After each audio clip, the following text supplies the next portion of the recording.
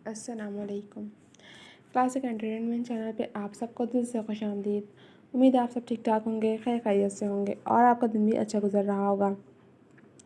मैं लेकर आई हूँ आपके लिए आपका फेवरेट नावल मेरे ज़ख्म फिर से गुलाब कर। इसको तहरीर किया है कमल अकरम ने और इसकी मैं आपके सामने एपिसोड नंबर पेश करूँगी 15। लेकिन नावल की एपिसोड स्टार्ट करने से पहले मेरी आपसे एक ही रिक्वेस्ट है कि अगर आप हमारे चैनल पर नए हैं और आपने अभी तक हमारे चैनल को सब्सक्राइब नहीं किया तो जल्दी से सब्सक्राइब कर दीजिए और बेल आइकन को भी प्रेस कर दीजिए ताकि हमारे चैनल पर आने वाले तमाम नॉवेल्स की वीडियोस के नोटिफिकेशंस आप तक सबसे पहले पहुंच सकें और आप हमारे नॉवेल से भरपूर अंदाज में लुत्फ़अंदोज़ हो सकें। तो चलिए मैं स्टार्ट करती हूँ मेरे ज़ख्म फिर से गुलाब कर एपिसोड 15। आप ये क्या कह रही हैं आपी? मुझे कुछ समझ में नहीं आ रहा। अलमीर, आप यहाँ क्यों आए हैं? मैंने तो आपको कोई मैसेज नहीं किया था। मिनाम ने वहाब साहब की आंखों में अपने लिए बेएतबारी और नफ़रत देखकर अलमीर को मुखातिब किया, जो खुद इन सब हालात पर गुमसुम सा खड़ा रह गया था। उसे समझ नहीं आया कि मिनाम ने यह सब क्यों किया था। पहले खुद ही उसे मैसेज करके बुलाना और फिर खुद ही मुकर जाना। उसे मालूम था कि मिनाम मासूम है, वो ऐसा कुछ कर ही नहीं सकती और उसकी कुछ देर पहले की मदहोशी भरी हालत वो भूला नहीं था। यकीनन कुछ था जो उसकी नज़रों से उछल था। कल अपने घर वालों को लेकर आ जाना। कल ही तुम लोगों की शादी की डेट फिक्स हो जाएगी।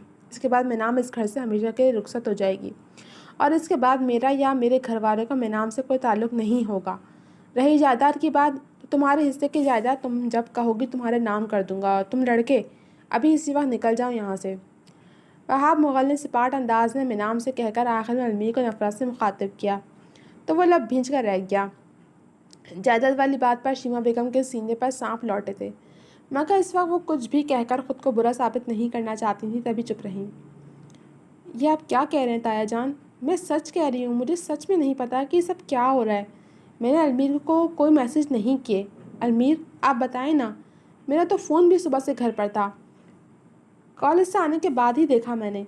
आप मुझसे यूँ मुंह मत मोड़े ताया जान। क्या आपको अपनी मिनाम पर भरोसा नहीं है? मिनाम ने रोते हुए कहा, लेकिन वहाब मुगल उससे मुंह मोड़कर बाहर निकल गए। अलबत्ता अलमीर उसकी इस बात पर चौंका था कि उसका फ़ोन सुबह से घर पर था। उसे मैसेज 9 बजे के करीब मिला था और ये वो वक्त था जब मिनाम का पेपर हो रहा होता था। तो जाहिर सी बात है कि मिनाम के फ़ोन से किसी और ने उसे मैसेजेस किए थे, मिनाम के कमरे तक बुलाने के लिए। यही सब सोचते उसने पुरसोच अंदाज में जज्बा और शीमा बेगम को देखा, जो एक दूसरे को इशारे करती अजीब अंदाज में मुस्कुरा रही थी और उनकी मुस्कुराहट से उसे समझने में एक पल नहीं लगा था कि ये सब किया धरा उन माँ बेटी का ही था।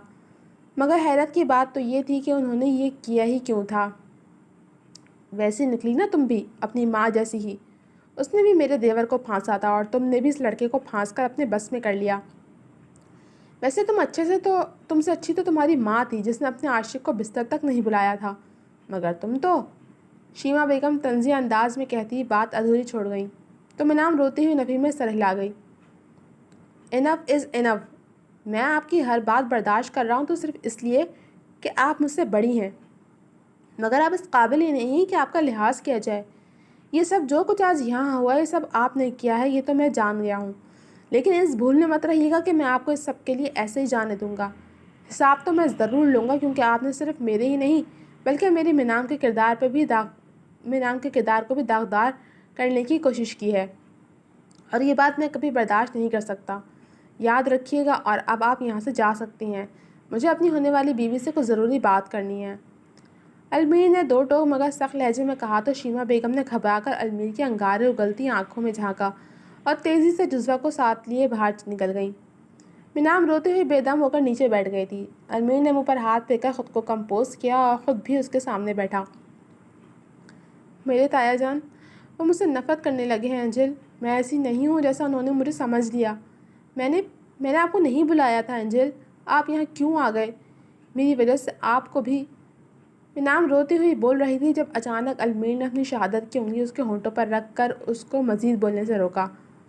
हमें ट्रैप किया गया है, अलमीर ने धीमे लहजे में कहा तो मिनाम ने सुर्ख रोने के बायस सूजी हुई आंखें उठाकर उसे देखा।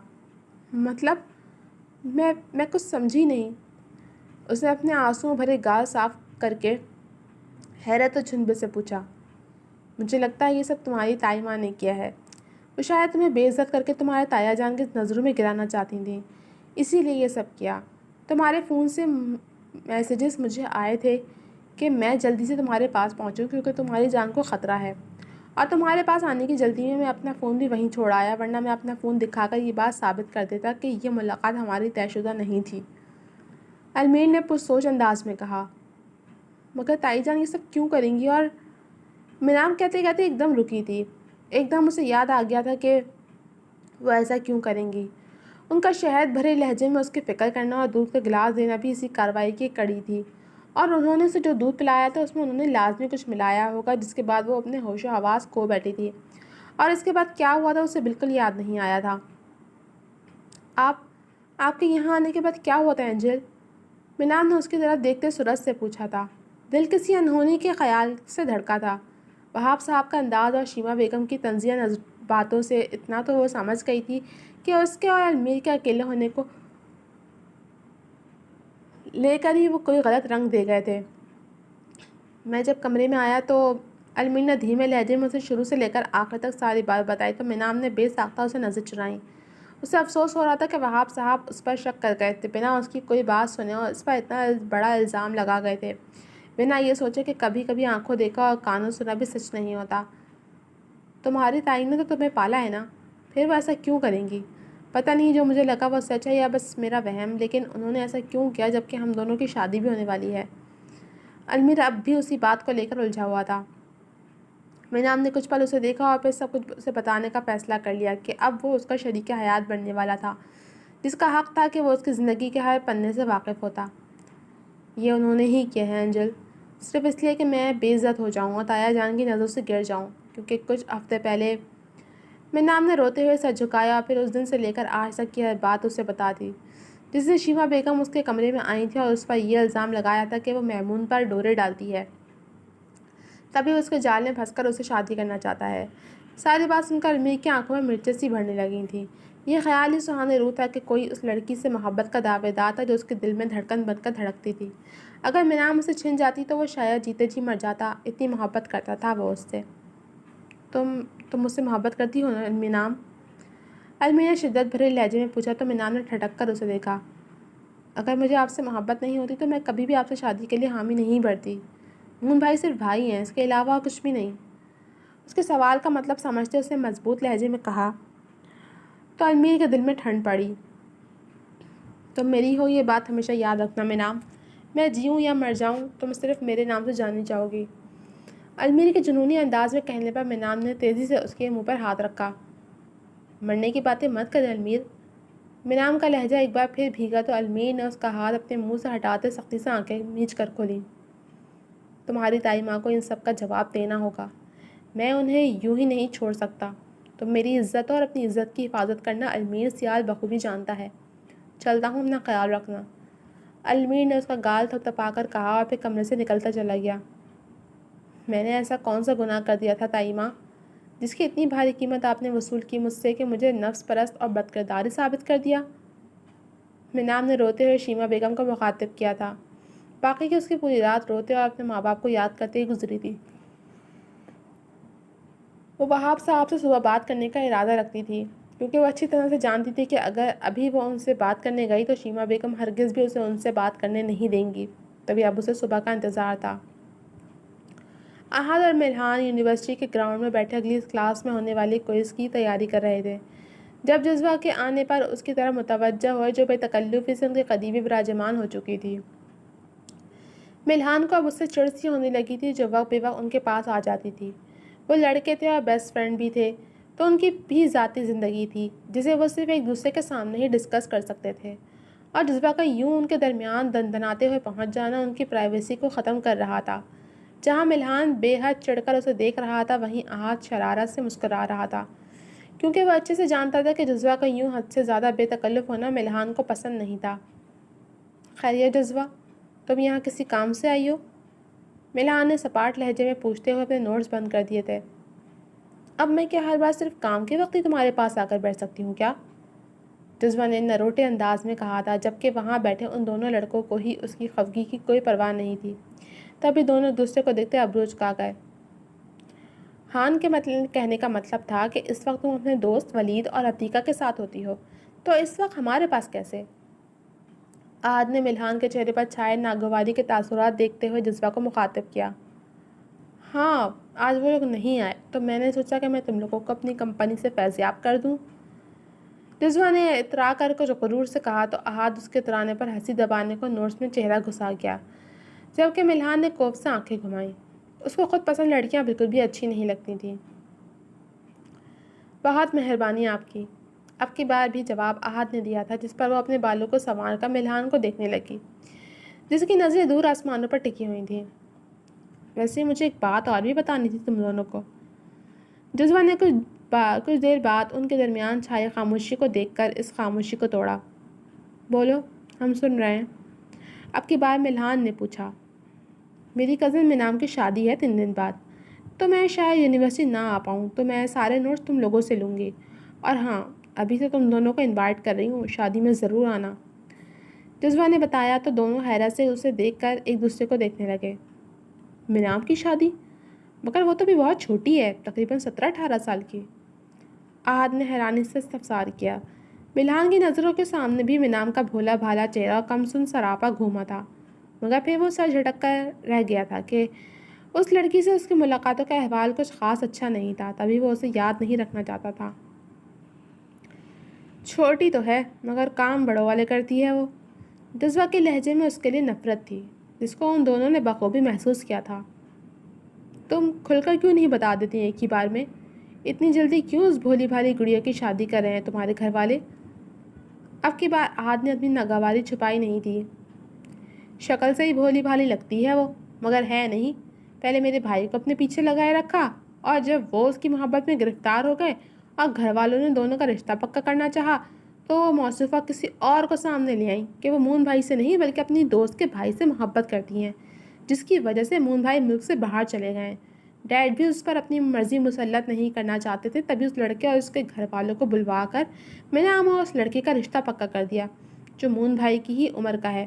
لیکن کل تو اس نے ہماری عزت پر دھپا لگانے کی کوشش کی۔ جذبہ بے حد تلخ لہجے میں منام کے بارے میں بات کر رہی تھی، جبکہ احد بے یقینی میں ڈوبا ہوا تھا۔ نہ جانے اسے جذبہ کی بات پر یقین کیوں نہیں ہوا تھا۔ جذبہ کی ساری بات سن کر ملحان نے جتاتی نظروں سے احد کو دیکھا، جیسے کہہ رہا ہو کہ تم بڑی طرفداری کر رہے تھے نا اس کی، لو دیکھو، وہ ویسی ہے ہی جیسے میں اسے سمجھا تھا۔ جذبہ نے کنکھیوں سے ملحان کے چہرے کو دیکھا تھا، جہاں استہزائیہ تاثرات چھائے ہوئے تھے، جس پر وہ مطمئن ہو گئی تھی۔ نہ جانے کیوں اسے لگا تھا کہ کہیں ملحان منام کی خوبصورتی اور معصومیت کی طرف مائل نہ ہو جائے، تبھی وہ صرف اسے سنانے کو یہ سب بتا رہی تھی تاکہ وہ منام سے نفرت کرنے لگے۔ میں نہیں مان سکتا کہ وہ ایسی ہو سکتی ہے۔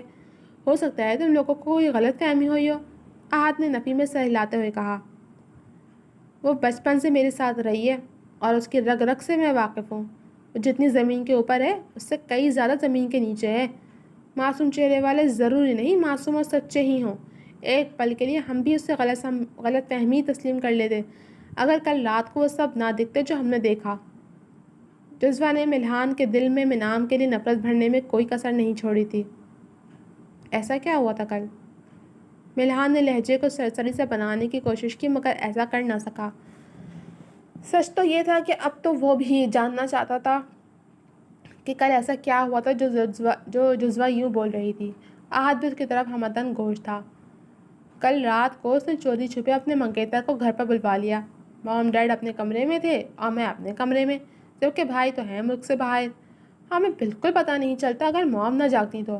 انہوں نے اس کے منگیتر کو اس کے کمرے میں جاتے دیکھ لیا، جس کے بعد مجھے اور ڈیڈ کو اٹھایا، اور جب ہم اس کے کمرے میں گئے تو وہ دونوں بے حد نازیبا حالت میں ایک دوسرے۔ جذبہ ابھی بول ہی رہی تھی جب ملحان نے اس کی بات کاٹی۔ بس، ہمیں کچھ نہیں جاننا۔ یہ تمہارے گھر کا معاملہ ہے تو میرا نہیں خیال کہ تمہیں اسے کسی بھی ایرے غیرے سے ڈسکس کرنا چاہیے۔ وہ جو ہے جیسی ہے تمہاری کزن ہے، تو بہتر ہے کہ تم اس کی پردہ پوشی کرو، نہ کہ اسے یوں بدنام کرو۔ اس کی شادی ہے، ہم کوشش کریں گے کہ آئیں۔ کلاس کا ٹائم ہو گیا، چلیں احد۔ اس سے پہلے کہ احد کچھ بولتا، ملحان نے درست لہجے میں کہتے ہوئے اپنا بیگ اٹھایا اور احد سے کہتا اٹھ کھڑا ہوا۔ تم لوگ کوئی ایرے غیرے تھوڑی ہو، میرے دوست ہو، جذبہ نے خفگی سے کہا۔ دوستوں کے سامنے بھی اپنی سسٹرز کی ایسی کوئی بات نہیں کرنی چاہیے، تم خود سمجھدار ہو، ٹیک کیئر۔ احد بھی بیگ سنبھالتا اٹھ کھڑا ہوا اور جذاتے لہجے میں کہہ کر ملحان کے ساتھ کلاس کی طرف بڑھ گیا۔ جذبہ نے بھی بے نیازی سے کندھے اچکائے اور خود بھی ان کے تعاقب میں ہو لی۔ اس کا مقصد ملحان کی نظروں میں منام کو برا ثابت کرنا تھا اور وہ جانتی تھی کہ وہ یہ کام بخوبی کر چکی تھی۔ منام کی شادی ہو جاتی تو وہ ان کی زندگیوں سے نکل جاتی، لیکن نہ جانے کیوں اس نے احتیاطاً اسے ملحان کی نظروں میں بنا بنا دیا تھا۔ جی تو جناب، کیسی لگی آپ کو یہ ایپیسوڈ؟ آخر جذبہ میڈم اتنی انسیکیور کیوں ہیں، جبکہ ملحان تو منام کو پسند بھی نہیں کرتا؟ بہرحال دیکھتے ہیں آگے کیا ہوتا ہے، یہ تو اگلے ایپیسوڈس میں ہی پتہ چلے گا۔ تو جاننے کے لیے جڑے رہیے میرے ساتھ، جب ملوں گے آپ سے اگلے ایپیسوڈ کے ساتھ، تب تک کے لیے اللہ حافظ۔